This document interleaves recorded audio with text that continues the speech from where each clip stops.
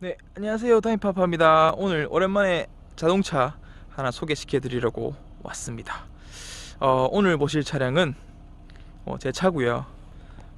유튜브 통해서 자동차 리뷰를 많이 검색을 해보면 판매 영상은 많이 있는데 정확하게 이제 리뷰를 찍은 영상은 많이 없는 것 같아서, 자, 오늘 보실 차량은 이 차량입니다.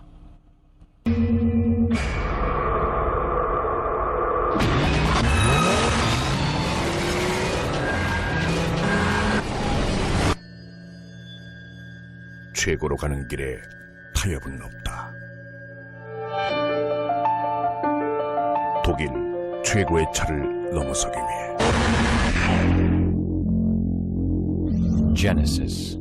자, 제 차량이고요. 제네시스 BH330 모델입니다. 2010년식이고요. 아직까지 공도에서 많이 다니고 있는 차량이기 때문에 260마력 그리고 한 33토크 정도가 나오는 차량입니다. 이렇게 숫자로 말하면은 특별히 체감은 안 오시죠. 자, BH 모델 같은 경우에는 전기형, 그리고 페이스리프트가 한번 된 후기형, 그리고 특별판처럼 나온 제네시스 프라다 모델이 있습니다. 제 모델은 BH330 럭셔리 등급 차량이고요. 전체적인 디자인은 비슷한데 라이트 부분에 2012년식부터는 이렇게 LED 라인이 들어간 게 후기형이라고 보시면 될 것 같습니다. 그리고 프라다 모델 같은 경우에는 여기 전구가 사구로 바뀌게 되죠. 지금 제 차량 같은 경우에는 지금 EQ 900에 휠 타이어 옵셋이 들어가 있는데 순정형이랑은 좀 다른 거고요. 지금 저는 18인치 245 5018 순정보다는 조금 더 빵도 크고 폭도 좀 더 넓은 타이어가 들어가 있습니다. 지금 DH나 G80 모델에 비해서는 굉장히 곡선이 많이 강조된 디자인이라고 보시면 될 것 같습니다. 전체적으로 보시면 이렇습니다. 자, 후면 디자인은 이렇고요. 자, 전기형이랑 후기형을 굳이 구분을 하자면 이 라이트 모양도 조금 다르게 생겼습니다. 저는 개인적으로 전기형 후면이 더 이쁘다고 생각을 하는데 그거는 개인 호불호가 있는 차량이기 때문에 BH330입니다. 색상을 말씀을 안 드렸는데요. 보통 이 BH330 모델 같은 경우에는 블랙 색상이나 베이지 그리고 회색 계열 색상 차량을 많이 보셨을 건데, 차는 무조건 흰색을 사고 싶어서 약간 펄이 들어간 흰색을 구했습니다. 이제 실내 한번 보도록 하겠습니다. 일단 전체적으로 느낌은 이렇고요. 2010년식이기 때문에 굉장히 중후한 맛이 있죠. 네, 중후한 느낌. 우드 그레인. 계기판은 이렇게 전체적으로 딱 대칭형으로 해가지고 RPM이 있고 속도 게이지가 있고, 그 다음에 온도, 그 다음에 연료, 가운데 컬러 클러스터가 들어있습니다. 이게 옵션이 낮은 차량은 흑백으로 된 TFT 클러스터가 들어가 있는 차량도 있습니다. 메모리 시트 이렇게 두 개가 있고요. 그 다음에 후방에 이렇게 햇빛 가림막 왔다 갔다. 이 차가 제네시스지 않습니까? 근데 지금 HG나 그랜저보다는 실내가 좀 좁은 편입니다. 보시면 바깥쪽에 이렇게 수납 공간도 별도로 열어서 사용해야 되고요. 그래서 여기 이 공간에다가 물병을 하나 넣기에는 조금 부족합니다. 이게 좀 단점이고요. 그 다음에 여기 이 차량은 럭셔리 등급 베이스이기 때문에 VDC만 들어있고 이 두 가지 옵션은 안 들어있습니다. 그리고 화면 밝기 조절해주는 버튼이 이렇게 아날로그로 되어 있고요. 그리고 오토홀드가 여기 있고 전자식 파킹이기 때문에 여기 파킹 푸는 거 여기 있습니다. 스티어링 휠 같은 경우에는 깔끔한 방식이고, 전체적으로 제니스 마크가 이렇게 있고, 크루즈 컨트롤 키고 끄는 거, 뭐 이게 다라고 보시면 됩니다. 내비게이션 같은 경우에는 화재 내비게이션으로 새로 넣었고요. 원래 이 차 같은 경우에는 지금 렉시콘 오디오랑 블루투스가 지원이 되고, 예전에 고급차의 상징이죠. 6개의 CD가 들어가는 디스크 플레이어. 이 블루투스 같은 경우에는 제 차 연식 2010년식에는 전화 받고 끊고만 되는 블루투스입니다. 제가 최종적으로 확인하기로는 그렇습니다. 2012년 후반 그리고 2013년식으로부터 가면은 오디오까지 지원이 되는 방식으로 되어 있습니다. 그리고 여기 가운데에는 공조장치랑 이렇게 터치 버튼이 있는데 나름대로 조금 편하게 되어 있습니다. 그리고 보시면 아시겠지만 여기 엔진 스타트 버튼도 그렇고 여기도 그렇고 한 10년 된 차량 치고는 굉장히 깨끗합니다.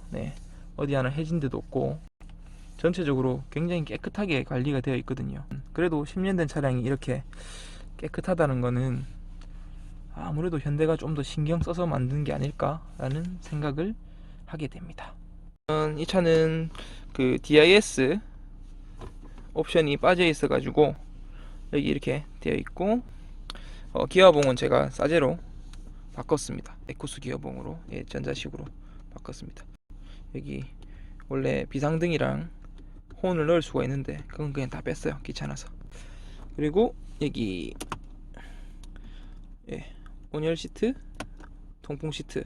330 럭셔리 모델에는 이 통풍 시트가 옵션으로 들어가 있지 않습니다. 그래서 별도로 따로 그랜저 통풍 시트로 따로 넣었습니다. 비용은 한 90만원 정도, 양쪽 다 하는데 90만원 정도 들었습니다. 그리고 공기청정 해준다고 하는 게 있는데 이건 뭐 딱히 되는지는 모르겠고요. 그 다음에 파킹 할 때 이제 센서로 도와주는 게 있는데 딱히 뭐 도움이 되지는 않습니다. 조수석에는 이렇게 스위치가 따로 있습니다. 그리고 상단에 보시면 하이패스 기능이 지원이 되는 룸미러가 있고, 그리고 이 위에 보시면 스피커가 하나 있거든요. 근데 이게 싸제로 누가 해놓은 건 줄 알았는데 순정이라고 하더라고요.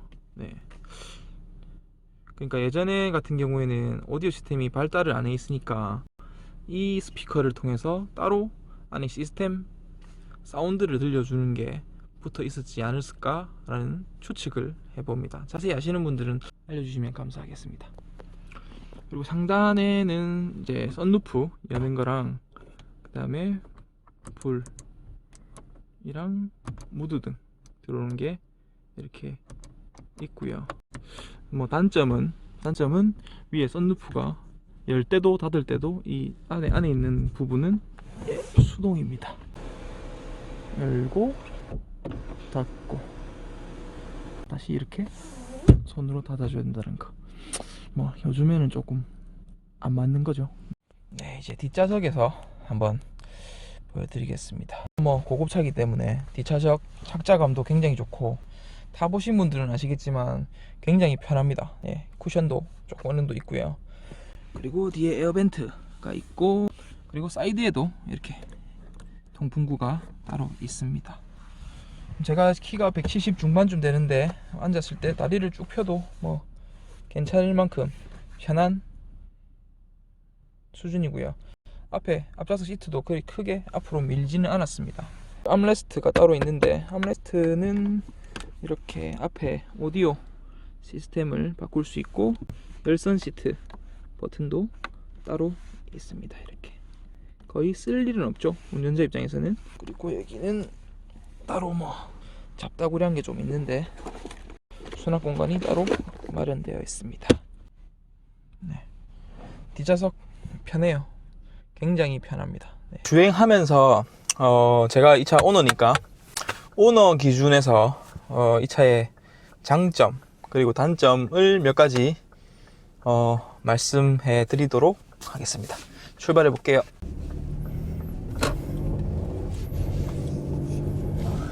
자, 일단 제네시스 BH330을 타면서 제가 느꼈던 장점, 제일 컸던 거는 일단 첫 번째는 승차감입니다. 예. 승차감이 굉장히 좋습니다. 예. 부드러운 가운데 이제 좀 탄탄하게 잡아주는 맛이 있어요. 일단 승차감이 굉장히 좋다는 거, 예, 그게 제일 첫 번째고, 두 번째 장점 같으면은 잘 나갑니다. 이렇게 초반에 제가 운전을 이렇게 팍팍 하는 스타일은 아닌데, 이게 살짝 밟아도 초반에는 약간 굼뜬 맛이 있는데 싹 밟아주면 가속은 확실히 되는 편입니다. 약간 지금 한 80km 정도 달리고 있는데 코너링도 좀 괜찮은 편이고요. 차가 가벼운 차가 아닌데 그래도 엔진 힘이 부족하다는 맛은 좀 느껴지지는 않습니다. 단 이제 초반 가속은 약간 조금 굼뜨다 라는 느낌은 조금 있습니다. 예, BH330 장점 세 번째, 준대형 또는 대형차라고 분류되는 차임에도 불구하고 유지하는데 큰 돈이 안 들어갑니다. 네. 제가 이 차를 지금 8만 킬로쯤에 사가지고 와서 지금 이제 3년째 타고 있는데, 지금까지 목돈 들어가서 정비했던 돈이 통틀어서 한 100만 원도 안 되는 것 같아요. 처음에 그 정차 시에 약간 잡소리가 들려가지고 그 내외 벨트 그거 다 갈고 그게 한 35만 원 정도 들었었고, 그 다음에 제너레이터가 고장이 나서, 예, 그것도 신품으로 다 가는데 한 35만 원, 40만 원 정도, 예, 엔진오일까지 싹 다 정비를 했을 때 그때 50만 원 정도 들었었고, 그 다음에 파워 오일, 예, 싹 다 교체하고 그것도 한 10만 원 정도. 그거 말고는 지금 큰 돈이라고 할 만큼 들어간 돈이 한 개도 없습니다. 네, 그래서 나름 뭐 대형차인데 그래도 현대 서비스가 굉장히 잘 돼 있기 때문에 큰 돈 안 들이고 탈 수 있는 게 장점이겠죠. 그 다음 장점으로는 뭐 승차감하고 같이 가는 건데, 예, 정숙성입니다. 보시죠. 지금 거의 한 100km 정도 달리고 있거든요. 앞에서 들리는 바람 소리 약간 말고는 굉장히 조용한 편입니다. 특히 엔진이 MPI 엔진이기 때문에 GDI 엔진보다 상대적으로 더 조용하다고 느껴질 것 같아요. 나중에 정차했을 때 한번 소리 들려드릴게요. 자, 지금 정차 중인데 뭐 밖에 차 지나가는 소리 말고는 엔진 소음은 거의 하나도 안 들어오는 수준입니다. 예. 정숙성은 진짜, 예, 최고 수준인 것 같습니다. 자, 이 차를 타면서 제가 느꼈던 단점에 대해서 몇 가지 말씀드려 보겠습니다. 단점 첫 번째, 제일 첫 번째 1등은, 예, 연비입니다. 연비.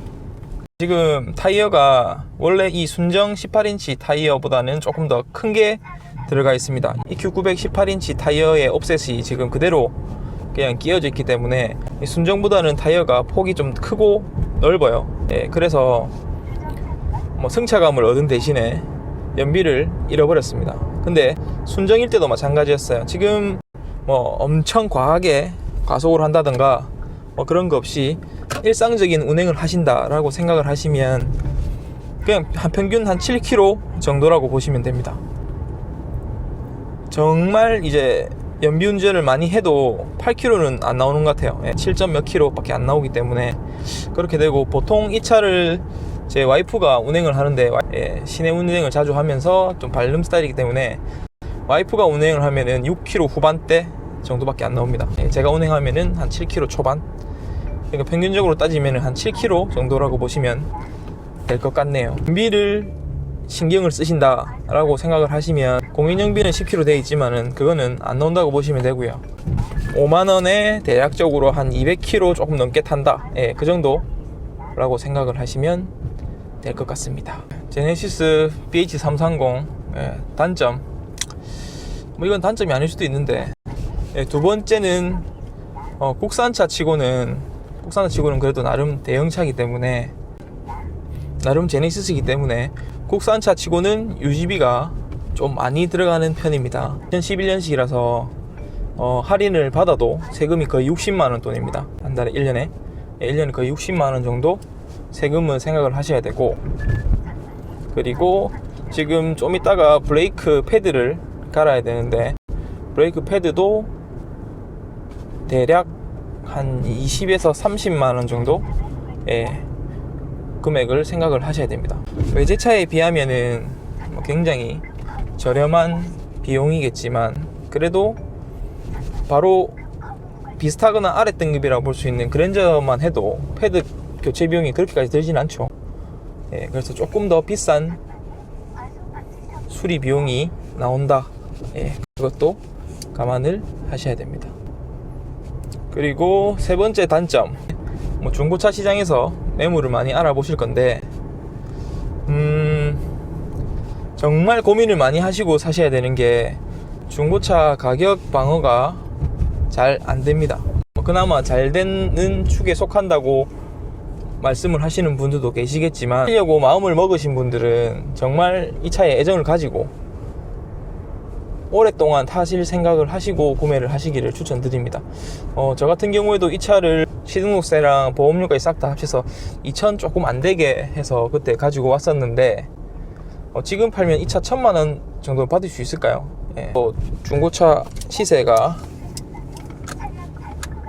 깎이는 거는 수긍을 하겠지만은 중고차 시장에서는 이 차를 잘 인수를 하지 않으려고 하시는 분들도 계실 거예요. 왜냐면은 요새 추세가 이 차를 애매한 가격에 살 바에는 DH 모델이나 C80 쪽으로 가시려고 하시는 분들이 많기 때문에, 그래서 이 차를 구매를 하시려고 생각하시면 정말 이 차가 마음에 드셔서 구매를 하시던지, 아니면 그냥 오래 탈 생각으로 구매를 하시던지 그렇게 하시면 될 것 같습니다. 그 다음 단점으로는 이 안에 인테리어가 굉장히 연륜이 있어 보이는 인테리어죠. 전체적으로 보시기에 왠지 부모님들 차를 끌고 나왔다는 인상을 많이 풍기는 차량입니다. 저야 이 차가 좋아서 타는 입장이기 때문에 별 상관은 없는데, 만약 젊으신 분들이 이 차를 사셔가지고 조금 꾸며서 타고 싶다라고 생각을 하신다면은 이 초반연식 이 MPI 엔진을 달고 있는 이 이전 세대 버전을 사시면은 이것도 랩핑을 하시던지 신형 페리 버전으로 교체를 한번 하시는 것도 추천을 드리고 싶고요. 그리고 아니시면 차라리 그냥 2012년 후반 13년도부터 나오는 GDI 엔진 버전의 차량을 구매하시면 그나마 전체적으로 모양은 비슷한데 안쪽 구성은 조금 다르다는 느낌이 드실 겁니다. 약간 좀 세련되게 박혀 있어요. 그래도 안에 인테리어는 약간 구식입니다.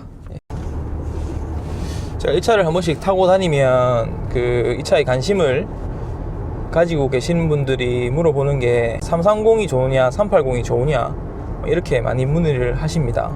제가 380 모델도 타봤는데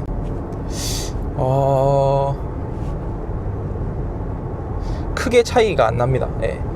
연식이 있기 때문에 차량마다 조금 상태가 다르겠지만 운동 성능 차이를 봤을 때는 크게 차이가 안 나는 것 같더라고요. 이 차를 못다는 느낌으로 380 모델을 한번 몰아봤었는데 380을 살지 330을 살지 그렇게 고민을 하시는 것보다는 그냥 잘 관리된 차를 구매를 하시는 게 낫다고 보여집니다. 그리고 세금부도 500cc 차이가 나기 때문에 세금도 330이 좀 더 싸죠. 그렇기 때문에 330이냐 380이냐 이런 걸 가지고 고민을 하실 필요는 없을 것 같습니다. 네이버 검색해 보시면 아시겠지만 재원상으로도 크게 차이는 안 납니다. 제 지인분들 중에 380을 사시는 분들이 계신데 확실히 연비는 이 차보다 더 나쁘다고 하더라고요. 이 차가 지금 한 6km, 7km 정도 나온다고 하면은 380은 5km, 6km 정도 보시면 될 것 같아요. 그러면 종합적으로 봤을 때 330이 더 나을 수도 있겠죠. 그 정도 생각해 주시면 될 것 같습니다. 지금 한 100km 정도 달리고 있는 중에 운행 수준이고요. 사이드에서 나오는 풍절음은 거의 없는 수준이고 앞에서 약간 바람 소리가 들리는 거 말고는 굉장히 조용한 편입니다. 100km 정도 달리면은 한 1800rpm 정도로 달리고 되고요. 고속도로에서 한 2000rpm을 고정으로 달린다라고 생각을 하시면 대략 한 120km 정도 속도가 나온다고 보시면 될 것 같습니다. 지금 한 60km 정도로 코너링 돌고 있는데 차는 굉장히 안정적으로 쫙 빠져나오는 편입니다.